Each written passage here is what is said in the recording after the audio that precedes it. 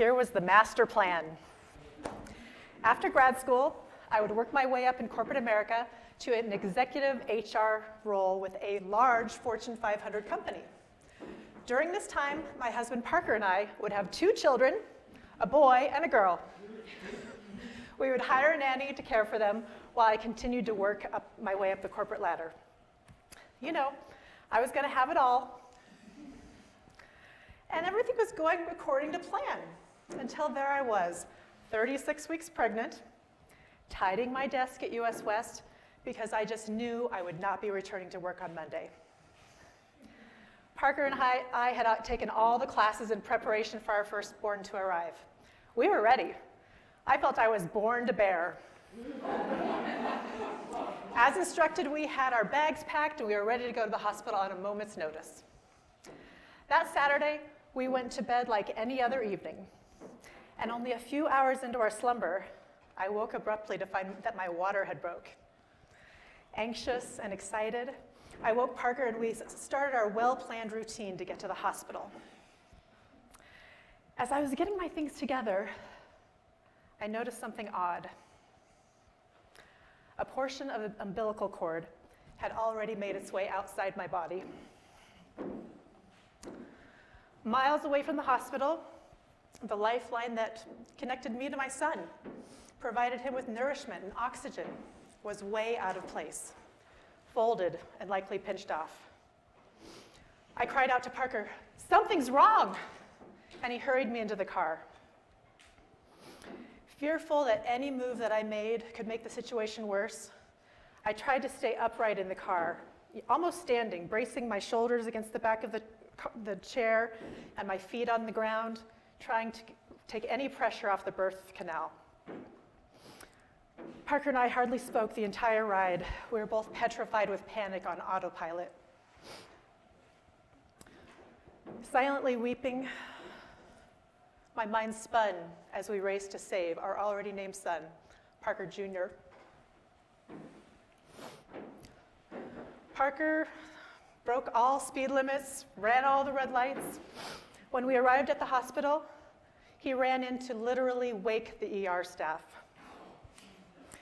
They hurried me in from the darkness to a bright fluorescent lit room, laid me on a gurney, and placed a fetal monitor on my belly. I distinctly heard a nurse mutter under her breath, "Dead." As the implication of these words sunk in, the vision of my life shattered. I cried out, "God, take me away!" I just couldn't be there anymore. I wished for the same fate as my son. If he wasn't going to make it, I didn't want to either. The last thing I remember, someone shouted, "Emergency C-section," and they knocked me out. With all the commotion, the ER staff hardly noticed my husband waiting in the wings, watching as they opened me up. He witnessed his son being pulled limp and lifeless from my womb.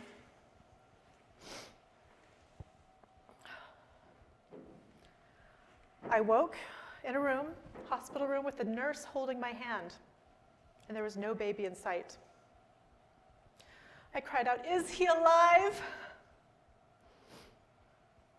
And she said, "Yes, and he's doing wonderfully." Parker Jr. was born at 1:07 a.m. on August 29, 1999. The first time I laid eyes on my son was in a Polaroid snapshot. Still coming out of anesthesia myself, he was just this little fuzzy face. But as I started to focus, I saw this tiny baby hooked up to machines with a full head of dark hair and blue eyes that seemed to be looking right at me.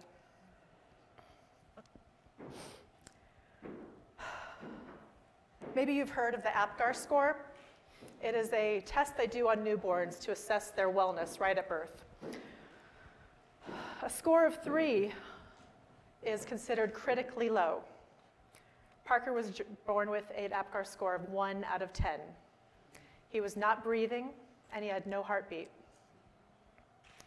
The doctor and ER staff resuscitated him, and he started to breathe on his own. Later, a nurse shared with me that these are the emergency situations that they train for, but they usually don't turn out well. They called him their miracle baby. People tell you your life is going to change when you have children. After this terrifying near-death experience, I walked out of that hospital a different person. My master plan was unraveling. How could I allow someone else to care for this gift that had almost been taken away? Just 3 short weeks later, I was to return to my job, but going back to work so soon after delivery just did not feel right. I was lost. I did not know what the answer was or where I should be. I just knew that this was not it. I numbly walked this corporate path for the next 2 years as my HR position transmuted from hiring and recruiting to the unofficial title, the Terminator. This was the final blow to my dying career in corporate America. I resigned just after the birth of my beautiful daughter, Jillian. My dissatisfaction with the work-life balance offered by corporate America led us to our next venture. We opened a wine shop at the end of 2002, and it was a hit in our small but growing community. We were profitable our very first year in business. I was able to work flexible hours and be within 5 minutes of my children at all times. 2 years later, we opened a second location, and things were going great.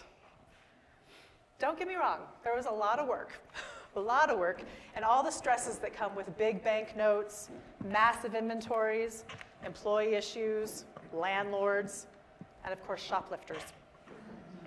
But things were going according to plan until about 2007. According to the Department of Labor, roughly 8.7 million jobs were lost between February 2008 and February 2010, making the Great Recession the worst since the Great Depression. Well, here we are in Weld County with the highest foreclosure rate in Colorado, and we had just divided our market in two and doubled our overhead and expenses. What great timing. We hung on for years this way, but finally laid our businesses to rest at the end of 2009. As I was sweeping up my final day as a retail business owner, this little old lady came in, and I'd never seen her before, and she smelled just like my late Grandma Grace. She touched my arm, and she looked me in the eye lovingly and said, "Sweetheart, this isn't just a business closing. It's a dream dying." I feel that was a message from my grandma, and she was right. 3 years prior, I had joined a direct selling company. As a customer only, I would never share the concept, and I told my sponsor as much. That was not me. I had been approached by those people and frankly put off, and I was not going to be one of them.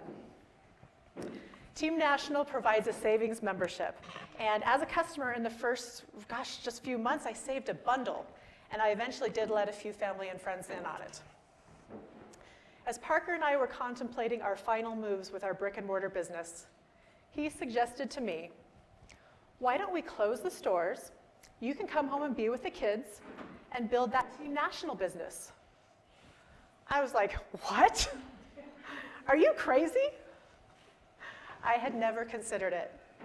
Literally, the death of our dream businesses gave birth to the best thing I've ever done professionally. Today, I have 2 strong and healthy children with big hearts. I have a wonderful husband of 23 years and a successful work-from-home business that I am passionate about. Even though things did not go according to plan, I feel like I have it all. And it's better than I could have dreamt up on my own.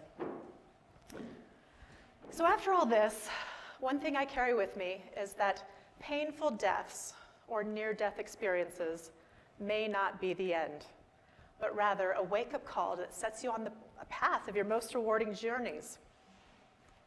My hope for you is that if you feel like all is lost or you are lost, I want you to know that this labor pain may be giving birth to your true purpose, and you can still have it all.